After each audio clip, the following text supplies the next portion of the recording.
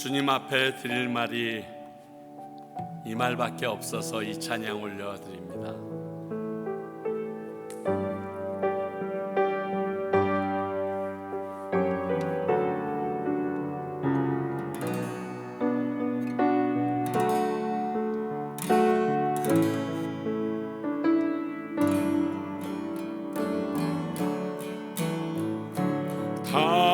강자처럼 방황할 때도 애타게 기다리는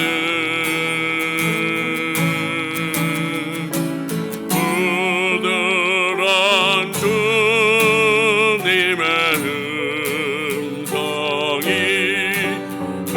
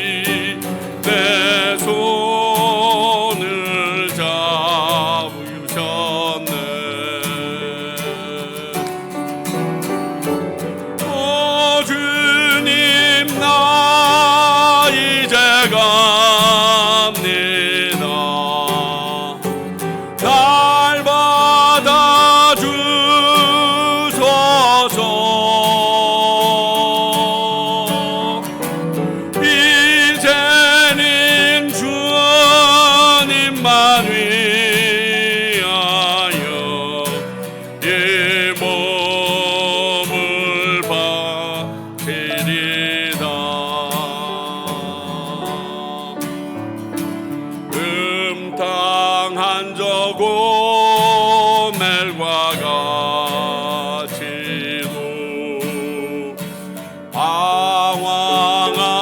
방황하던 나에게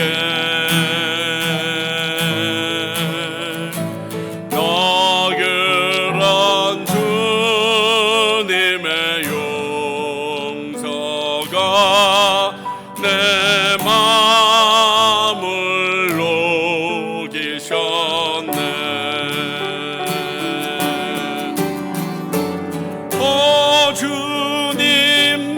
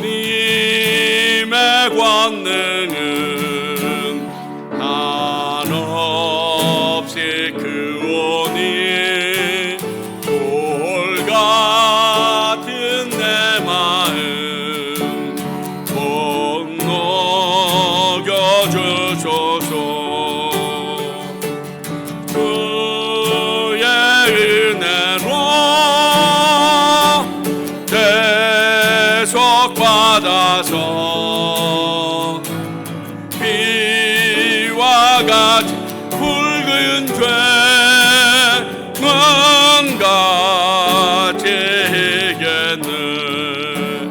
내 맘이 약하여 늘 넘어지오니 주 예수 임주사 굳세게 하소서. 주의 은혜로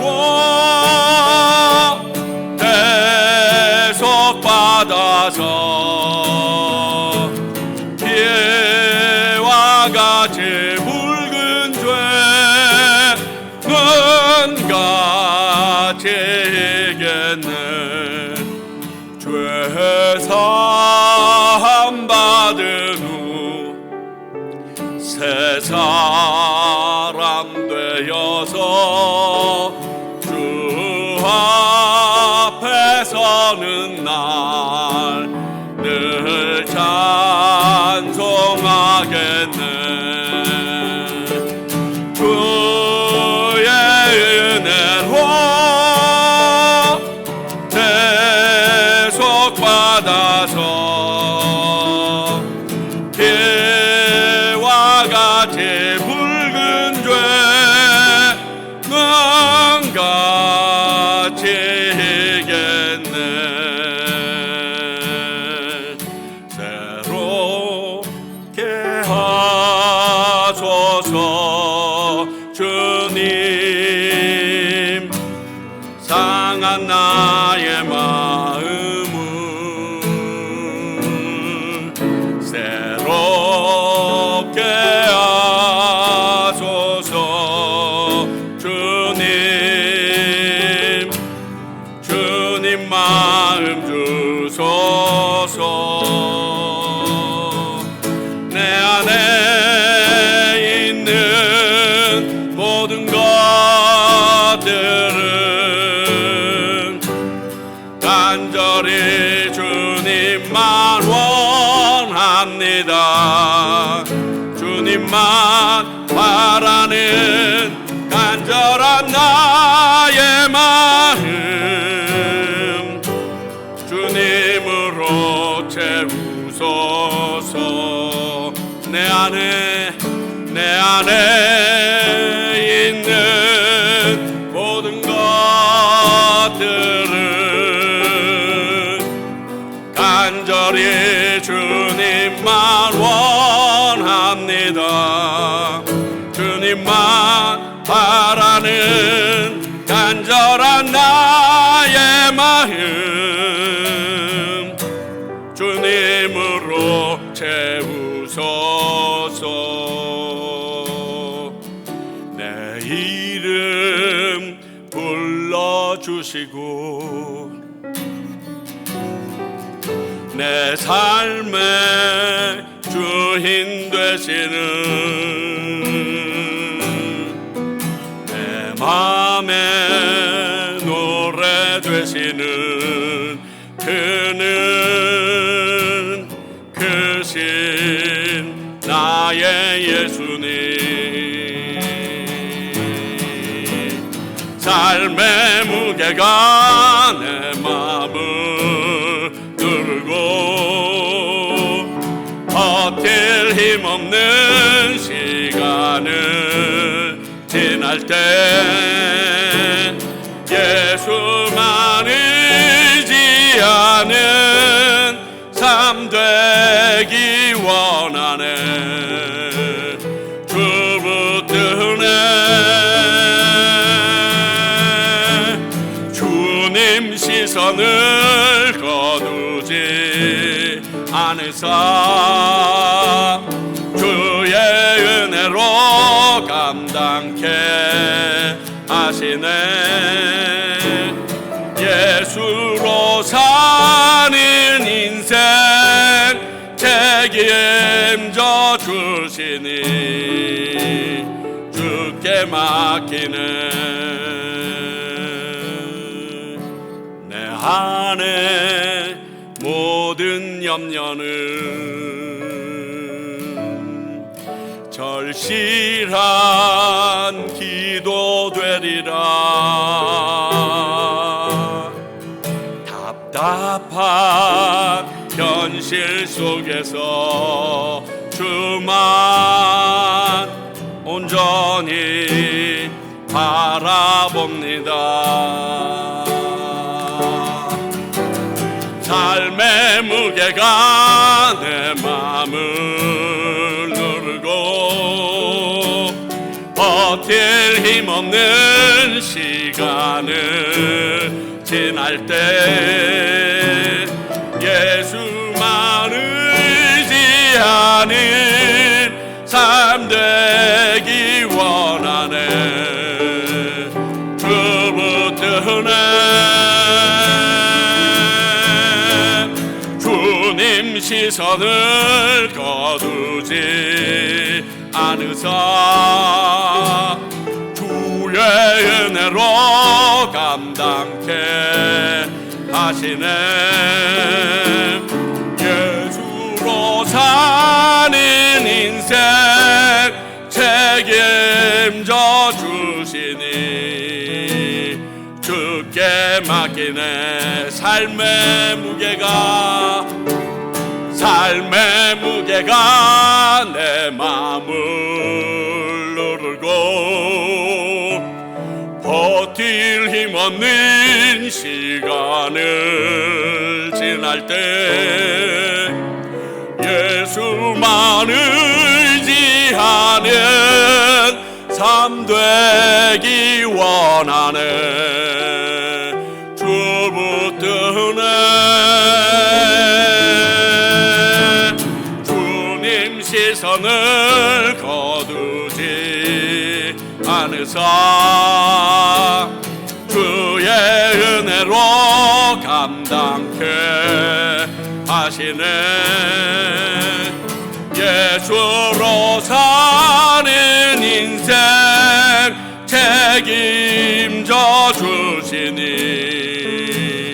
주께 맡기네. 우리 이 시간 기도합니다.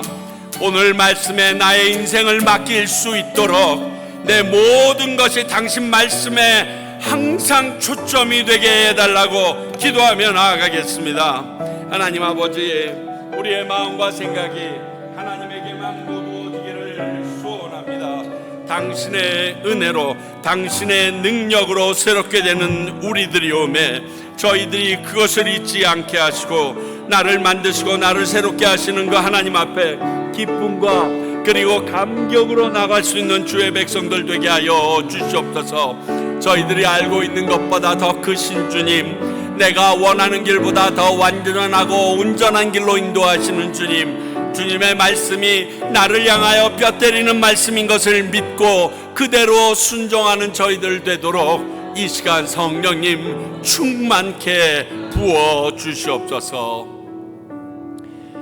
오늘 예배를 위해서 편인철 집사님 기도해 주시겠습니다.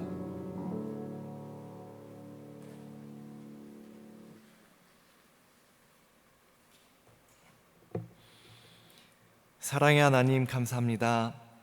오늘 거룩한 주일 저희 평강교회 성도님들을 구별하시사 이 이른 아침에 하나님을 찾고 경배하고 예배드릴 수 있는 마음과 시간을 허락해 주셔서 감사합니다. 저희가 드리는 이 예배가 오직 하나님께만 드리는 예배가 되게 하여 주시고 주님, 오늘 이 예배를 기뻐 받아 주시옵소서. 주님, 저희의 죄와 허물을 용서받기 원합니다. 세상에 나가 살면서 구별된 삶을 살지 못하고 세상 안에서 세상의 것들을 쫓아 살진 않았는지 뒤돌아봅니다. 감사할 줄 몰랐고 교만했으며 사랑하지 못하고 악한 생각과 언행과 행동으로 그리스도인이라 불릴 자격이 있었는지 저희 삶을 점검하고 회개하오니 저희를 긍휼히 여기시사 용서하여 주시옵소서. 주님, 참으로 어지러운 세상입니다. 서로가 서로의 이득을 위해 싸우고 서로를 죽이고 있습니다. 하나님의 존재를 부인하기도 하며 스스로가 자기의 삶의 주인인 양 착각하고 그렇게 살아가고 있습니다. 제발 이들이 살아계신 창조주 하나님을 인정하고 두려워하기를 원합니다. 많은 이들이 주님께 돌아오기를 간절히 원하오니 개입하시고 간섭해 주시옵소서. 저희 평강교회와 성도님들을 위해 기도드립니다.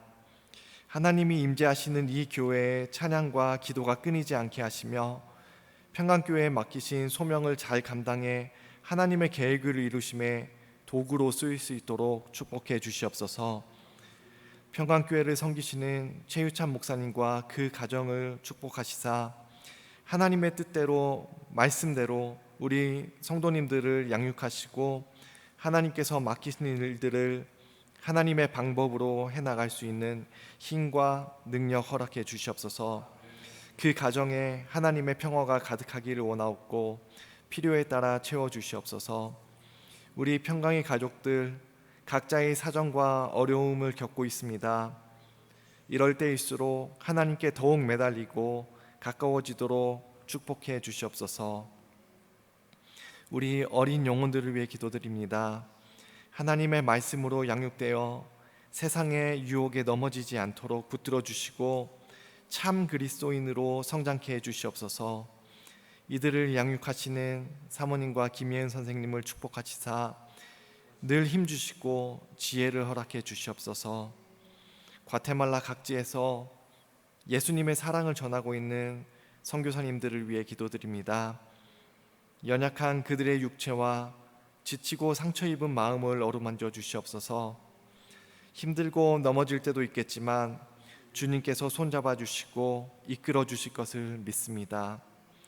주님, 이제 하나님의 말씀을 받습니다. 목사님 성령 충만케 하시사 하나님께서 허락하신 말씀만 전달할 수 있도록 그 입술에 파수꾼 세워 주시옵소서. 오늘 이 말씀을 통해 저희에게 회개와 위로를 허락해 주시옵소서. 이 모든 말씀 주 예수 그리스도의 이름으로 기도드렸습니다. 아멘.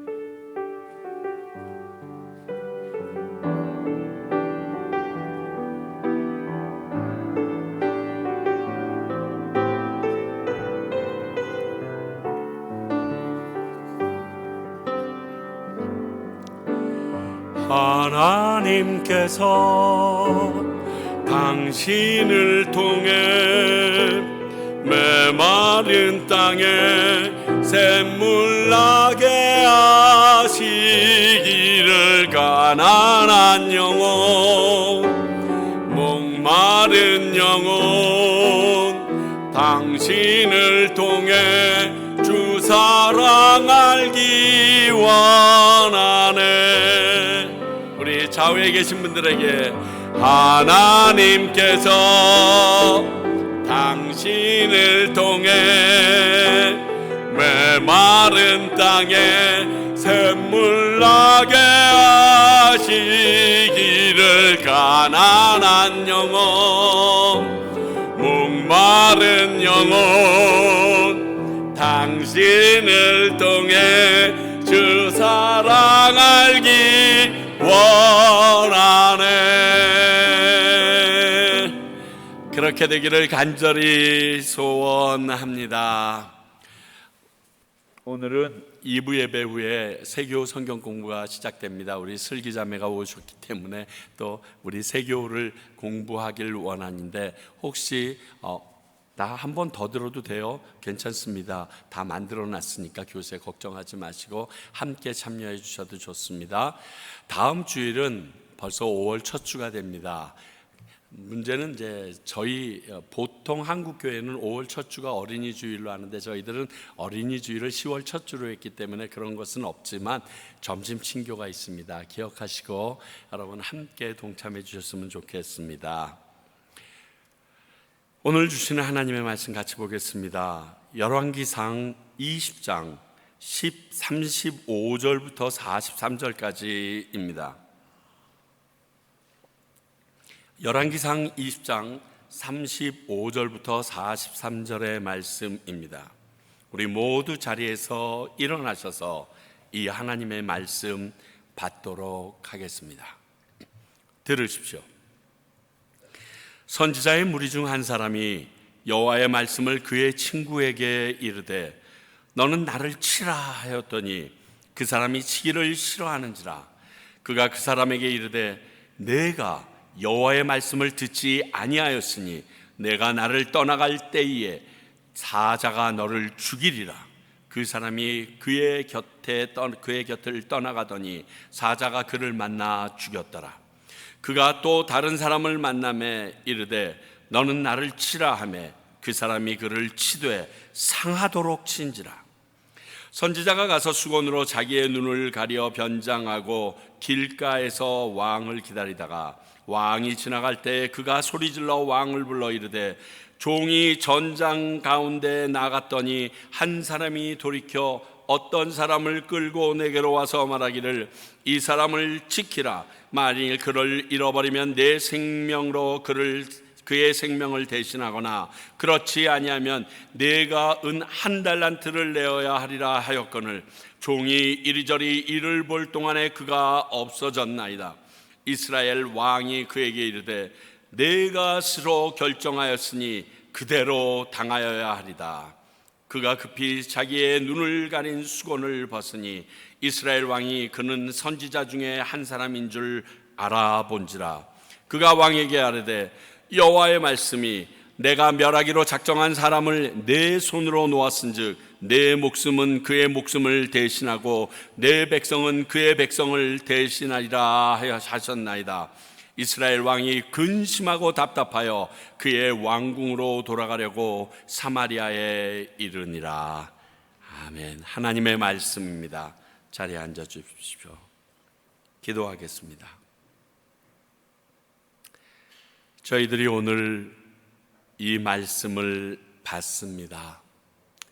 성령님, 지금 이곳에 운행하여 주시기를 간절히 소원하옵나니 우리 마음 한 사람 한 사람을 만져주시고 이 말씀이 선포되어질 때 나의 삶 속에 바로 적용할 수 있는 은혜와 능력도 허락하여 주시옵소서.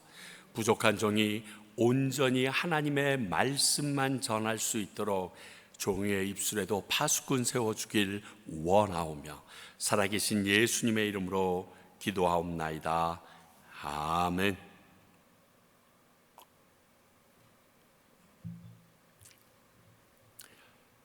아합을 보게 되면요, 아합에게는 하나님의 은혜와 하나님의 뜻은 그렇게 중요하지 않았던 것 같습니다. 오직 자기 명예랑 그리고 외교적인 그 실리를 추구하는 게 더 중요했던 사람인 것을 우리가 지난번 시간을 통해서 확인받습니다. 이제 하나님께서는 이렇게 분별 없고 자기 중심적인 아합에게 하나님의 선지자를 통해서 심판의 메시지를 전달하시게 됩니다. 오늘 이 말씀을 통해서 우리를 돌아볼 수 있는 영의 눈이 열리길 원합니다.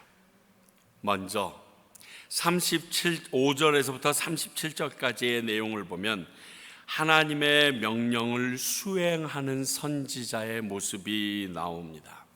얘기가 이렇습니다. 선지자 무리가 있었는데 나중에 엘리사 때 더 정확하게 나누겠지만 이 선지자 무리가 있는데 그 중에 한 친구에게 하나님이 내게 이렇게 말씀하셨다. 그러니까 네가 나를 좀 한 대 꽉 세게 쳐라 라고 얘기합니다. 근데 생각해 보십시오. 그 친구가 그 말을 그대로 믿었으면 좋았을 걸. 야, 그렇다고 내가 너를 어떻게 치니 뭐 이러면서 가벼이 여겼습니다. 그래서 그를 치지 못합니다. 그런데 이 말을 들은 그 친구가 야, 너 하나님 말씀 안 들었으니까 사자가 내 곁을 네가 떠나갈 때 너를 죽여버릴 거야 라고 얘기를 합니다. 그리고 그대로 되었습니다. 모르겠어요. 선지자들 사이에 이 소식이 알려졌는지 모르지만 다음 친구에게 나를 치라고 했더니 너무 세게 때려서 내가 상할 정도로 됐다라고 오늘 말합니다. 자, 사자에게 죽임을 당한 그 친구 선교사, 그는 왜 그렇게 되었을까요? 분명 그 친구에게 치기 전에 오늘 35절의 말씀을 보면 이렇게 말했다고 적혀 있습니다. 여호와의 말씀을 그의 친구에게 이르러. 그러니까 여호와의 말씀이 이렇게 했다라고, 그러니까 네가 나를 때려달라라고 얘기했다는 겁니다. 그리고 나서 그 친구에게 다시 36절에 말하기를 내가 여호와의 말씀을 듣지 아니하였으니 라고 이야기합니다. 다시 말하면 여호와의 말씀을 듣지 않아서 사자에게 죽임을 당했다는 모든 전적인 내용이 실려 있습니다. 그렇습니다. 하나님의 말씀에 불순종하면 하나님의 나름의 심판이 우리에게는 있을 수밖에 없습니다. 특히 선지자와 같이 하나님의 말씀을 전하는 하나님의 교회의 중요한 임무를 맡은 목사나 직분자들이나 어떤 직임자들에게는 하나님께서 더 높은 기준으로 이것을 결정하신다는 사실을 우리는 알아야 합니다. 제 말이 아닙니다. 누가복음 12장 47절, 주인의 뜻을 알고도 준비하지 아니하고 그 뜻대로 행하지 아니한 종은 많이 맞을 것이요. 주님의 뜻이라고 얘기했어요. 그런데 안 들었습니다. 목숨으로 갚습니다. 야고보서 3장 1절, 내 형제들아 너희는 선생된 우리가 더 큰 심판받을 줄 알고 선생이 많이 되지 말라. 성경에서는요, 하나님의 말씀을 많이 알고 하나님의 말씀에 대한 책임을 가지고 있고 하나님의 거룩한 성전이나 교회에 대하여 책임의 분량이 맡겨진 자들에게 더 많은 것을 찾는다. 그러니까 기준이 훨씬 높다라고 우리에게 말씀하고 있습니다. 그러므로 하나님의 말씀인 줄 알면서도 순종하지 못한 선지자, 여러분, 이런 사람은 선지자라고 말할 수가 없습니다. 선지자는 그 당시에 하나님의 말씀을 전하는 메신저가 되는 게 첫 번째인데, 하나님의 말씀을 알고도 순종하지 못했다고 하면 더 이상 선지자로서의 자격은 상실한 거나 마찬가지입니다. 그의 생명도 잃어버리게 되었다는 것입니다. 그런데 이런 일이 처음입니까? 이전에도 있었습니다. 그러니까 오늘 사자에게 죽임을 당한 이 사람은 사자에게 죽임을 당한 우리가 아는 한 열왕기상에서의 두 번째의 선지자가 됩니다. 이스라엘이 남과 북으로 갈라지게 됩니다. 솔로몬의 잘못으로 인하여 그리 되었죠. 그리고 북이스라엘은 여로보암이라는 사람이 왕이 됩니다. 그런데 남유다를 바라보니까 예루살렘이 그곳에 있어서 많은 사람이 자꾸만 예루살렘으로 내려갔다가 오게 되면 북이스라엘보다 남유다를 더 사랑하게 될 것을 우려하여 자기 마음대로 여로보암은 금송아지 둘을 만들어 두 곳에다가 제단을 쌓고 그곳에서 이게 너희를 애굽에서 구원한 여호와라고 그러면서 그 제사를 드리려고 합니다. 그때 유다에서 보냄을 받은 하나님의 사람이 와서 너의 잘못, 그래서 네가 앞으로 어떻게 될 것인지 심판의 예언을 합니다. 그래서 그를 회유하려고 여로보암이 같이 내 궁으로 가서 먹고 좀 쉬었다 가라 라고 얘기하니까 노합니다. 그 이유가 하나님께서 그를 보내면서 그곳에서 먹지도 마시지도 말고 돌아오라라고 얘기하셨다는 겁니다. 그런데 하나님께서 그에게 그렇게 말씀하셨으므로 그가 그 자리를 박차고 나왔는데, 야, 나도 선지자라 그렇게 얘기하는 북이스라엘에 있던 한 늙은 선지자가 자기 집에 와서 먹고 쉬라고 하나님이 이야기했다라고 속입니다. 그래서 그는 그것을 믿고 그 집에 들어가서 먹고 마시는 중에 그 늙은 선지자, 데리고 온 늙은 선지자의 죄에 하나님의 말씀이 임하여 너 내 말씀 어겼으니 네가 가다가 사자에게 죽임을 당하리라 이렇게 이야기하는 일이 있었습니다. 그게 열왕기상 13장 24절에 일어난 일입니다. 이에 그 사람이 가더니 사자가 길에서 그를 만나 물어 죽이매 그의 시체가 길에 버림받으니 나귀는 그 곁에 서 있고 사자도 그 시체 곁에 서 있더라. 그러니까 그 시체를 먹으려고 한 게 아니라 하나님의 명령대로 그의 목숨만 뺏으려고 있었던 게 사자의 본질이었습니다. 하나님의 선지자들에게 말씀의 순종은 우리 생명과도 같은 겁니다. 저도 그렇게 여기고 이 자리에 섰습니다. 그럼 하나님의 자녀들인 우리, 그의 백성이라고 불리움을 받은 우리들도 하나님의 말씀에 대해서는 이러한 자세로 들어야 되고 순종해야 하는 것이 합당하다는 것입니다. 요한복음 14장 21절은 이렇게 말합니다. 나의 계명을 지키는 자라야 나를 사랑하는 자니 나를 사랑하는 자는 내 아버지께 사랑을 받을 것이요 나도 그를 사랑하여 그에게 나를 나타내리라. 다시 말하면 하나님의 말씀을 지키는 것이 하나님을 사랑한다라는 증표라고 예수님께서 말씀해 주신 것입니다. 예수님은 말씀을 순종하는 자가 나를 사랑하는 자로 인정하신다는 사실을 잊지 말아야 합니다. 그러므로 오늘 죽은 이 선지자뿐만이 아니라 하나님의 자녀되고 하나님의 백성된 우리가 하나님을 사랑한다라고 찬양하고 말하면서 그분의 말씀과 상관없이 내 소견에 오른 대로 아합처럼 움직인다면, 그리고 오늘 죽임을 당한 이 선지자처럼 가벼이 여긴다면 우리도 그에 상응하는 심판이 있을 수밖에 없습니다. 저는 이 말씀을 읽으면서 다시 한번 이런 생각을 해봅니다. 참으로 이해하기 힘든 영적 세계의 진리구나 하는 겁니다. 이 사건뿐만이 아니라 이전에 있었던 늙은 선지자에게 속아서 억울하게 사자에게 죽임을 당한 그 선지자도, 또 성경에 있는 많은 선지자들에게 하나님이 명령하신 내용을 면면히 살펴보면 사실 쉽게 이해가 되거나 납득이 되지 않는 부분들이 참 많이 있습니다. 한 두 선지자만 생각해 볼까요? 첫 번째 우리 호세아 봅시다. 아니 이렇게까지 할 필요가 있나 이런 생각이 든다니까요. 하나님을 떠난 이스라엘, 그리고 그 모습이 꼭 음란한 모습이라서, 그리고 그럼에도 불구하고 끊임없이 사랑하시는 하나님을 설명하시려고 이렇게 호세아에게 말하죠. 음란한 여자를 맞이하여 음란한 자식을 낳으라 이렇게 얘기합니다. 그러니까 그 자식이 호세아의 자식이 아니라는 증거예요. 내가 아내로 맞아들였는데 그 자식조차 음란한 자식으로 태어나도록 허락을 해주라는 거예요. 아니 그 하나님의 사랑 알겠는데 그럼 호세아는 뭐야? 뿐만입니까? 에스겔 선지자에게도 나타나셨습니다. 에스겔 선지자는 바벨론 포로 시기에 그 포로들에게 주님의 말씀과 계시를 전했던 분입니다. 바벨론에 잡혀온 포로된 백성들이 여전히 하나님의 말씀을 듣지 않습니다.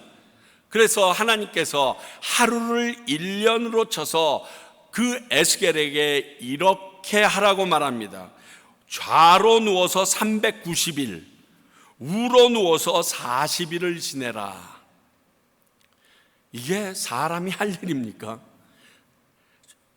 그 하루를 1년으로 쳐서 너희들이 나를 떠났고 나에게 죄를 지었던 그 연수를 에스겔 네가 담당해서 그 백성들이 너를 보고 이것을 알게 하라 얘기합니다. 참 저렇게까지 선지자들이 고난을 당하고 이해할 수 없는 명령에 순종해야 하는가? 왜? 하나님의 말씀이니까. 알지 못해도 그 결과에 대하여 내가 어떠한 모습이 될지 생각하지 않고 말씀이니까 맹종하는 모습을 우리는 봅니다. 영적 세계에서 하나님의 명령은요, 우리가 판단할 만큼 단순하지 않습니다. 눈에 보이는 것이 전부가 아니기 때문에 그렇습니다. 그래서 하나님의 말씀을 순종하는 것이 특히 요즘과 같이 사람 중심 인본주의고요, 지성 중심, 이성 중심의 세계인 지금 시대에는 더더욱 순종하기가 어렵게 될 것은 자명합니다. 그 시대를 저와 여러분들은 살고 있는 것입니다. 오늘 사자에게 죽임을 당한 친구 선지자도 자기 의무대로 하나님의 명령을 가벼이 여겨서 노합니다. 나름 해석하고 거부했다가 그의 생명을 잃게 된 것입니다. 하나님의 명령을 수행한다는 것, 이것이 이렇게 중요합니다. 두 번째는 38절서부터 40절까지 이제 그 얼굴을 변장하고 아합을 만나는 선지자의 모습이 나옵니다. 여기서부터는요, 여러분들 사무엘하 12장과 같이 나가는 게 참 좋을 것 같습니다. 사무엘하 12장에는요, 우리라를 죽이고 밧세바를 아내로 들였던, 범했던 밧세바를 아내로 들였던 그에게 나단 선지자가 가서 꾸짖는 하나님의 내용을 전하는 내용이 있는데, 오늘 지금 이 내용서부터 그 내용과 굉장히 밀접한 연관이 있습니다. 두 사건 모두 왕들이 잘못한 사건입니다. 뿐만이 아니라 이 잘못한 것을 깨닫게 하려고 선지자를 보내서 예화를 써서 그들을 깨닫게 했던 내용이 아주 동일하게 병행처럼 나가고 있으니까 같이 비교해 보면 더 좋을 것입니다. 자, 먼저 상처 입은 병사로 변장해서 호소하는 모습을 보여줍니다. 그가 말합니다. 내가 전쟁에 나갔는데 누가 포로 한 명을 데리고 왔더라. 그리고 그를 지키라고 얘기하면서 너 만약 얘를 제대로 지키지 못하면 네 생명으로 갚든지 아니면 은 1달란트를 내놓아야 된다라고 이야기합니다. 근데 자기 일을 열심히 하다 보니까 얘가 도망간 거예요. 그런데 그 보상이 너무 과하다고 호소하는 것입니다. 왕이요, 내 생명을 주는 건 말도 안 되고 1달란트라니요, 너무 과하지 않습니까? 여러분, 1달란트 받은 자가 그건 금이에요. 여기는 은인데 금은 말할 수 없이 한 2배, 3배 정도는 더 엄청나거든요. 근데 적은 액수가 아닙니다. 은 1달란트라고 하면요, 한 노동자의 6,000일의 임금입니다. 6,000일의 임금입니다. 10수년을 열심히 일해야 벌 수 있는 돈입니다. 현재 가치로 보면 하루 일당을 10만 원으로 쳐도 6억 원이 넘는 어마어마한 그러한 돈입니다. 나름 자기도 전쟁에 나가서 이렇게 상처를 받고 만신창이가 된 것도 있는데 그 보상이 너무 과하니까 좀 어떻게 감면해 줄 수 없냐고 왕에게 지금 호소하고 나온 것입니다. 그런데 40절을 보면 아합의 판결이 나옵니다. 그 판결은요, 아주 단호합니다. 네가 스스로 결정하였으니 그대로 당하여야 하리라. 야, 네가 잘못해서 그렇게 말을 다 들었음에도 불구하고 놓쳤으니까 네가 그 보상해야 되는 게 당연하지 않겠니? 이건 전쟁인데 라고 단호하게 말합니다. 근데 아합은요, 자신이 하나님 앞에서 그 병사와 동일한 죄를 저질렀다는 사실을 까마득하게 잊고서 지금 이렇게 결단하는 소리지, 그러니까 딱 판결을 해버린 것입니다. 이것이요, 앞에 말씀드렸던 사무엘하 12장의 다윗의 모습과 굉장히 똑같습니다.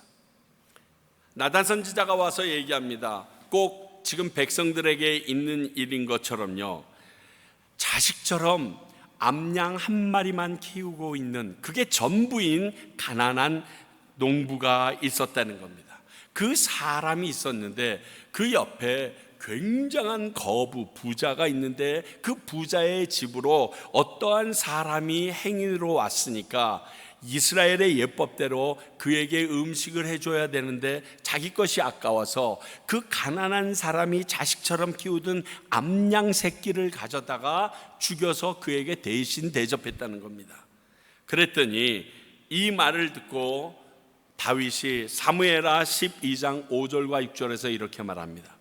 다윗이 그 사람으로 말미암아 노하여 나단에게 이르되 여호와의 살아계심을 두고 맹세하노니 이 일을 행한 그 사람은 마땅히 죽을지라. 그가 불쌍히 여겨 아니하고 이런 일을 행하였으니 그 양 새끼를 4배나 갚아 주어야 하리라 한지라. 이것도요, 우리가 잘 아는 것처럼 수많은 후궁이 있는 다윗의 입장에서 우리아라고 충성스러운 자기의 장군, 아내라고는 밧세바밖에 없는데 그 밧세바를 범하고 나서 우리아가 그와 함께 동침하지 아니하자 우리아를 죽여버렸던 이 사건을 놓고 빗대어서 말씀하신 것입니다. 자신의 잘못은 보지 못하면서 다른 사람의 잘못을 보면 분개할 정도로 정확하게 꿰뚫어서 판단하는 우리들의 모습 없나요? 내가 누구에게 판단하거나 정죄하려고 할 때마다 순간 멈칫하여서 나를 돌아보고 나를 지켜보는 게 굉장히 지혜롭습니다. 칭찬할 때는요, 머뭇거리지 마세요. 그 사람에 대하여 잘했다 말해줄 때는 머뭇거릴 필요가 없습니다. 그러나 그 사람이 잘못한 것을 이야기할 때 신약에서도 말하기를 먼저 단둘이 가고 그 다음엔 증인 한 사람을 데리고 가고 그 다음엔 온 공회, 즉 교회 모든 지체들에게 알려서 그렇게 하라라고 그런 많은 절차를 준 것이 이것과 무관하지 않습니다. 저 사람이 진짜 잘못했는데 라고 얘기하면서 내 생각을 그저 옆에 사람에게 옮기는 것, 굉장히 위험한 일입니다. 오늘 다윗이 그리고 아합이 그러한 행동을 합니다.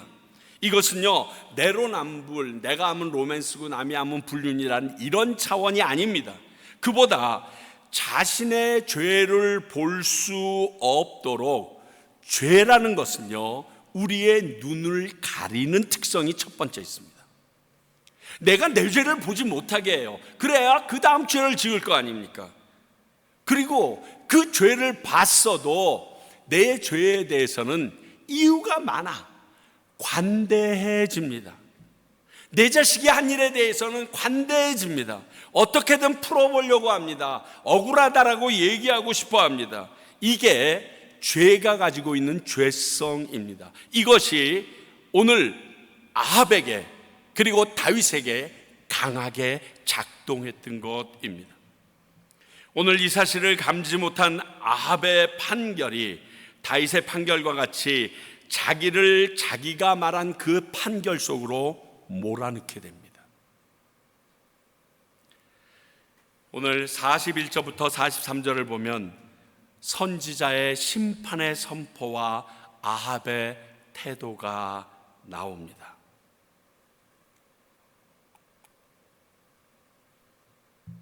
그렇게 판결하자 이 맞았던 사람이 눈을 착 풀면서 이제 클라이막스로 가고 있는 겁니다. 그가 하나님의 선지자임을 아합이 알아챕니다. 그리고 그 선지자는 아합에게 하나님의 심판의 말씀을 전하고 이를 들었던 아합은 굉장히 찝찝한 마음으로 자기 궁이 있는 사마리아로 갔다. 이게 끝입니다. 다시 말하면 지금 아합이 잘못한 것은 하나님의 것을 그가 그 마음대로 풀어줬다는 것입니다.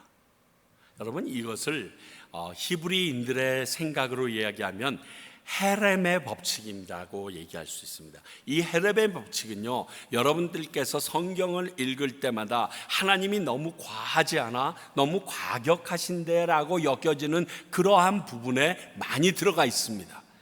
이 헤렘이라는 의미는요, 죽이기로 작정한 사람이라는 의미가 있습니다. 또 다른 의미로 보게 되면요, 이게 더 중요한데, 하나님께 바쳐진 사람이나 하나님께 드려진 어떠한 물건, 어떠한 짐승, 이런 것들을 의미합니다. 그러므로 당연히 하나님께 바쳐진 것은 사람이든 물건이든 우리가 의무로 취하거나 그것을 누구에게 주는 것, 면제하는 것은 불가능합니다. 그런 행위는 하나님의 것을 도적질한 것과 동일한 죄가 되어집니다. 그래서 이 헤렘을 어겼을 때 마음대로 그 물건을 취하거나 사람 대신 그것을 사면했을 때는 하나님에게 내가, 그 행동을 한 내가 바쳐진 게 되어서 내가 그 죽임을 대신해야 되는 겁니다. 이게 유대인들에게 있는 헤렘의 법칙이고, 오늘 그 말씀이 정확하게 말씀대로 죽이기로 한 사람이라는 말에서 드러나게 됩니다. 여리고 전투 끝났습니다. 진짜 활 한 방 안 쏘고 승리했죠. 그리고 나서 조그만 아이성 전투를 나갔다가 대패합니다. 여호수아가 하나님 앞에 울면서 왜 이러려고 우리 보내셨습니까? 그랬을 때 하나님께서 그에게 죄 지은 자가 있다는 것을 알려주십니다. 그래서 제비뽑기를 하여서 그 아간이라는 사람이 뽑힙니다. 그 장막을 뒤졌더니 하나님께서 모든 것을 멸하고 하나님께 넘기라고 했었던 물건들 중에 외투와 은 한 덩어리가, 금한 덩어리가 남아 있었습니다. 그래서 그 일을 한 아간과 그의 가족을 골짜기에 모으고 거기에서 돌을 던져서 아간을 죽여버리고 그곳을 아골 골짜기라고 이름하게 됩니다. 이것이 바로 헤렘의 법칙에 의하여 하나님께서 그의 목숨을 대신 취한 것입니다. 이것을 알아야 됩니다. 사울 왕도 마찬가지입니다. 아멜렉과 전투를 합니다. 사무엘상 15장에 보면 그 아멜렉과 전투에서 승리하고 나서 그가 좋은 양들과 소들을 그냥 남겨놓습니다. 그래서 그 소리를 듣고 사무엘이 묻습니다. 다 진멸하라고 그랬는데 왜 그렇습니까? 이 진멸의 뜻은 헤렘, 다 하나님께서 하나님께 바쳐진 것이라서 죽여버려야 된다라고 얘기했는데 왜 살려두셨습니까? 이런 의미입니다. 그런데 엉뚱한 소리를 합니다. 이 일로 인하여 사울은 드디어 왕위에서 하나님이 버리셨다라는 말을 사무엘을 통해서 듣게 됩니다. 이 역시 헤렘의 법칙에 의한 것입니다. 하나님께서 책임지시고 하나님께서 받으셔야 될 생명인데 왜 네 맘대로 했냐? 그게 내가 원하는 바고 내가 당연하다라고 생각하는데 라는 말입니다. 그렇다고 보면 우리에게 주어진 모든 것, 하나님의 은혜로 되어지지 않은 게 있나요? 우리의 생명호흡까지. 그렇다면 이 모든 것에 대해서도 내 소견대로가 아닌 하나님의 뜻을 묻고 결정하는 것이 아주 중요하다는 것을 우리는 알아야 합니다. 내가 열심히 일해서, 내가 열심히 회사에서 일하고 땀 흘려서 내가 일해서 번 돈인데 뭘 그걸 하나님에게, 아닌 거예요. 그래서 믿는 자들은 그 모든 것이 하나님에게로부터 주어졌다라는 증표로 11조를 빼놓는 거예요. 여러분, 11조가 하나님이 돈이 없어서 교회가 운영하기 위해서 여러분들에게 바라는 게 아니에요. 이 과테말라 사람들처럼 목사가 필요한 월급 받기 위해서 11조를 내는 게 아니에요. 그 11조 헌금의 모든 의미의 가장 중간은 하나님이 모든 것을 내게 주셨다는 것을 증명해내는 모습이에요. 왜? 11조 쉽지 않거든요. 10의 1을 띄어낸다는 것이 절대로 만만한 일이 아니에요. 제가 예전에 온누리교회에서 섬길 때 보니까 그동안 11조를 안 냈다고 그때는 벤처기업이라고 열풍이 불었는데 그분이 갖다 낸 11조가 19억이었어요. 그러니 얼마나 많은 돈을 벌으신 거예요. 그 돈 내기가 얼마나 힘드셨겠어요. 근데 왜 냈냐? 이것이 하나님의 은혜로 내게 주어진 것이라는 고백인 거예요. 그런 의미입니다. 그러면 하나님에게 물어봐야죠. 어떻게 사용되는 게 맞습니까? 어떻게 써야 할까요? 내게 주어진 이 생명, 이 시간, 이 재능, 이 능력을 어떻게 사용하길 원하십니까? 오늘 아람 왕 베나닷은 하나님이 죽이기로 한 헤렘된 하나님의 것, 그 사람이었습니다. 그런데 그 아합이 자기 마음대로 이 사람의 목숨을 사면해 줌으로 인하여 베나닷 대신 아합의 목숨이 빼앗김을 당할 거라고 오늘 선지자는 말해주고 있는 겁니다. 그러면 여러분들의 이해에 도움이 될 겁니다. 그리고 또 하나, 아합의 대답처럼, 판결처럼 심판받을 것을 선포해버립니다. 그 아합과 그 백성이 그대로 다 당하게 된다는 겁니다. 근데 이 일은 우리가 앞으로 배우겠지만 아합의 목숨은 곧 있어질 일입니다. 죽임을 당합니다. 그리고 그 북이스라엘은 이 일로 인하여 시간이 좀 지체되긴 하지만 아수르에 의하여 포로가 되어서 동일한 신세가 되어져 버립니다. 여러분, 마태복음 12장 37절은 이렇게 말합니다. 네 말로 의롭다함을 받고 내 말로 정죄함을 받으리라. 여러분, 이 말씀은요, 네가 한 말로 네가 정죄함을 받는다, 이 말은 심은 대로 거둔다는 말씀을 기본으로 하고 주어진 겁니다. 그렇잖아요. 심지 않은 데서 거둘 수가 없습니다. 심은 대로 거둔 겁니다. 내가 말한 것이 바른 판결이냐? 그러면 그 판결한 말대로, 네가 행동한 대로, 네가 입으로 다른 사람을 정죄한 대로 너도 그 기준에서 동일하게 당하게 되는 것은 당연한 게 아니냐, 합리적이지 않냐, 우리에게 물으시는 겁니다. 그래서 오늘 아합도, 앞에 다윗도 그가 한 말대로 정확하게 정죄받습니다. 그런데 43절 말씀을 보면 이렇게 써 있죠. 이스라엘 왕이 근심하고 답답하여 그의 왕궁으로 돌아가려고 사마리아로 갔다. 근심하고 답답해하는 아합의 모습이 나옵니다. 참, 이 번역이 좀 이번에는 좀 아쉬운 것 같습니다. 찾아봤어요. 오늘 아합의 상태를 근심하고 답답했다라고 했는데 좋은 소리를 안 들었으니 근심하고 답답한 건 어찌하면 자숙하는 모습으로 들려질 수 있는데, 제가 찾아봤더니 이 히브리어 단어 근심하다라는 단어는 사르라는 단어입니다. 근데 그 뜻을 찾아보니까요, 근심이라는 뜻이 없어요. 이렇게 쓰여 있어요. 완고하다, 고집세다, 분해한다, 이런 뜻이에요. 화내한다, 어떤 말을 듣고 화가 났다, 이런 의미예요. 또 답답하여라는 단어를 자에프라는 단어로 사용했는데, 이 단어 역시 답답한 마음이라는 것은 있긴 하지만 화가 났다, 기분이 굉장히 언짢다, 그리고 신경질을 내다, 이런 단어로 더 많이 쓰여져요. 그냥 답답하다는 제일 뒤에 그렇게 하나만 있을까? 그러니까 이 하나님의 심판의 말을 들은 아합은요, 화가 나가지고 기분이 언짢았고요, 신경질 난 상태로 지금 자기 궁으로 간 거예요. 재수없는 소리 들었네. 아이씨, 아니 그럴 수도 있지 뭐, 그거 가지고 이러면서 들어간 거예요. 여러분, 이 아합의 모습은요, 사무엘상 12장에 나타난 나단의 심판의 말을 들었던 다윗과는 정반대의 모습인 것을 보면서 우리가 다윗의 길과 여로보암의 길을 구분해야 되는 이유를 알게 됩니다. 자, 사무엘하 12장 13절 14절 볼까요? 다윗이 나단에게 이르되 내가 여호와께 죄를 범하였노라.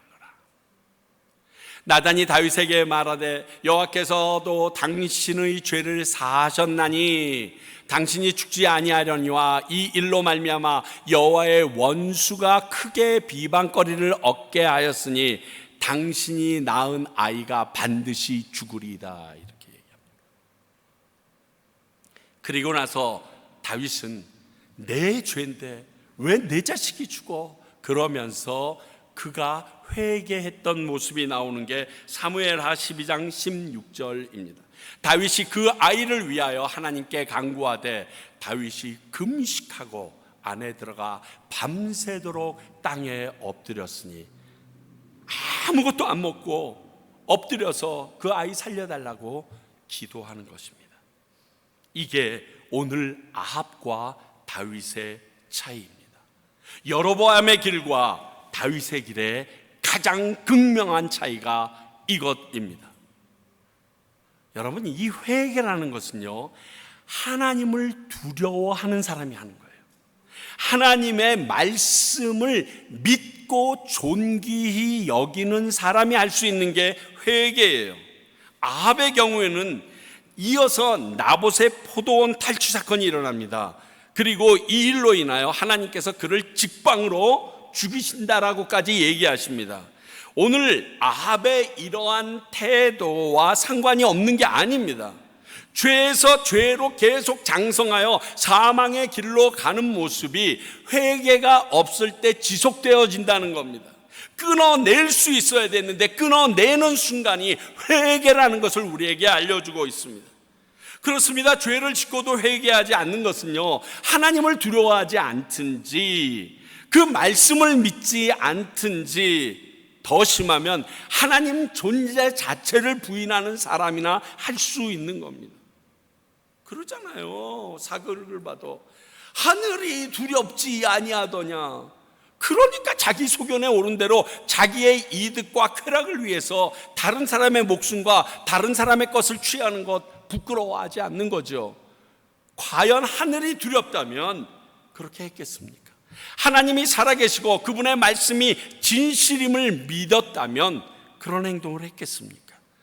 회개를 하는 게 맞았겠죠. 재차 말씀드립니다. 우리가 나의 죄를 무엇인지 듣고도 회개하지 않으면 오늘 아합처럼 회복하지 못할 죄의 길로 더욱 깊이 들어갈 수밖에 없다는 사실을 기억하십시오. 빠져나올 수 있는 방법이 없습니다. 다윗처럼 죄를 딱 지적받으면 그 말씀 앞에 엎드려서 회개하는 것이 후에 하나님이 원하시는 더 나은 삶을 인정을 받게 됩니다. 여러분 생각해봐요. 나단 선지자가 군대가 있습니까?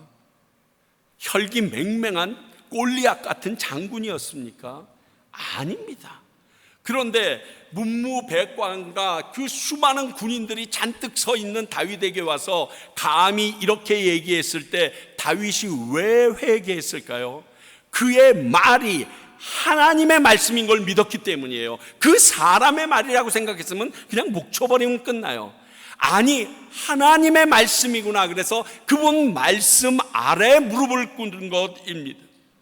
사랑하는 성도 여러분, 우리 말씀을 들을 때 말씀이 내 마음에 찔림을 주거나 그 말씀이 나와 상관없다고 도리도리 쳐도 내 마음을 계속 찌르고 오면 그 말씀 앞에 엎드셔야 합니다. 그리고 회개하여야 합니다. 그리고 죄에서 다시금 빠지지 않는 길로 옮겨오셔야 합니다. 이것이 중요합니다. 어찌 보면 오늘 이 사건은 아합에게 주어지는 세 번째의 기회였습니다. 첫 번째 전쟁, 두 번째 전쟁 모두 아합을 사랑하셔서 하나님께서 하나님을 드러내시려고 했던 전쟁이었던 것처럼 이 세 번째 역시 다윗처럼 너에게도 동일하게 기회를 주노니 너도 이 말을 듣고 회개하면 내가 돌이키기라 얘기하는 겁니다. 여러분, 이 일이 있을 거라고요. 나봇의 포도원 사건 끝에 아합이 잠깐 회개합니다. 그런데 하나님께서 돌이켜입니다. 똑같습니다. 세 번째 사랑까지 외면한 아합의 모습입니다. 사랑하는 성도 여러분, 하나님과 나의 죄 앞에 우리가 영적으로 깨어서 말씀에 민감한 저와 여러분, 그리고 우리 평강교회가 되기를 간절히 소원합니다. 기도하겠습니다. 하나님 아버지, 오늘 아합의 모습을 보면서 마지막까지 사랑하시는 하나님, 노아 때처럼 오래 참고 기다리시는 그 하나님을 사랑을 봅니다. 내게도 그와 동일하게 하실 터인데 오늘 말씀이 나의 삶 속에 어떤 부분에서 회개를 원하시는지 돌아보게, 나의 영안이 뜨이게 하시고 마음이 열어지게 하시사 성령님의 민감함으로 회개케 하여 주시옵소서. 예수님 이름으로 기도하옵나이다. 아멘.